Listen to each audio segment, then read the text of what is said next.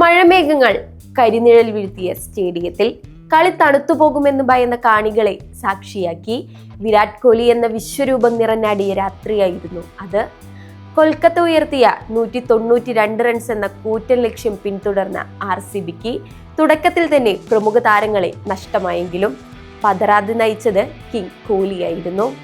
കഴിഞ്ഞ 2 മത്സരങ്ങളിൽ നേരിട്ട ഡക്കുകളുടെ നിരാശയെ വെറും 60 പന്തുകൾ കൊണ്ട് അദ്ദേഹം മായ്ച്ചു കളഞ്ഞു. 11 ഫോറുകളും 3 സിക്സറുകളും അടക്കം പുറത്താകാതെ നേടിയ 105 റൺസ്. ദേവ്ദത്ത് പടിക്കലിനെ കൂട്ടുപിടിച്ച് കോഹ്ലി നടത്തിയ ഈ പടയോട്ടം 5 പന്തുകൾ ബാക്കി നിൽക്കെ RCBയെ 6 വിക്കറ്റിന്റെ വിജയത്തിലേക്കും പോയിന്റ് പട്ടികയുടെ തലപ്പത്തേക്കും എത്തിച്ചു. നേരത്തെ അൻകൃഷ് രഘുവൻഷിയുടെയും റിങ്കു സിംഗിന്റെയും കരുത്തിൽ കൊൽക്കത്ത മികച്ച സ്കോർ നേടിയെങ്കിലും കോഹ്ലി എന്ന കൊടുങ്കാറ്റിനു മുന്നിൽ KKR പട നിലം പരിശായി. ഈ സെഞ്ചുറി വെറുമൊരു മാച്ച് വിന്നിംഗ് ഇന്നിംഗ്സ് മാത്രമല്ല, IPL ചരിത്രത്തിന്റെ നെറുകയിൽ വിരാട് കോഹ്ലി എന്ന പേര് സ്വർണ്ണ ലിപികളാൽ വീണ്ടും കൊത്തിവെക്കപ്പെട്ട രാത്രി കൂടിയാണ്.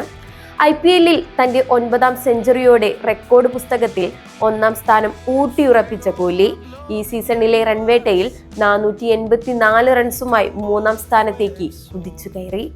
7 സെഞ്ചുറികളുള്ള ജോസ് ബട്ട്ലറും 5 സെഞ്ചുറികളുള്ള സഞ്ജു സാംസണും കോഹ്ലിക്ക് പിന്നിലായി. പരിഹാസകർക്കും വിമർശകർക്കും മുന്നിൽ ബാറ്റ് കൊണ്ട് മറുപടി നൽകുന്ന അതേ വിരാട് സ്റ്റൈൽ. 0-ന് പുറത്തായ 2 മത്സരങ്ങൾക്ക് ശേഷം വിരമിക്കലിനെ കുറിച്ച് സംസാരിച്ചവർക്ക് മുന്നിൽ 175 സ്ട്രൈക്ക് റേറ്റിലാണ് അദ്ദേഹം ബാറ്റ് വീശിയത്. നിലവിലെ ചാമ്പ്യന്മാരായ RCB ഇത്തവണയും കിരീടത്തിലേക്ക് കുതിക്കുമെന്ന് അടിവരയിടുന്നതായിരുന്നു ഈ രാജകീയ തിരിച്ചുവരവ്. റായ്പൂരിലെ ഓരോ പുൽനാമ്പും ഇപ്പോൾ വിരാട് എന്ന പേരിനായി തുടിക്കുകയാണ്. ഈ വിജയത്തോടെ പ്ലേ ഓഫ് ഉറപ്പിക്കുക മാത്രമല്ല, തങ്ങൾ തന്നെയാകും ഇത്തവണയും കിരീടത്തിന്റെ പ്രധാന അവകാശികളെന്ന് RCB ലോകത്തിന് കാണിച്ചു കൊടുത്തു.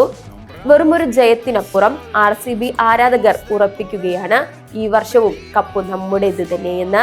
സ്വപ്നത്തിന് കരുത്തു പകരുന്ന ഒരു പടയോട്ടമായിരുന്നു ഇത്.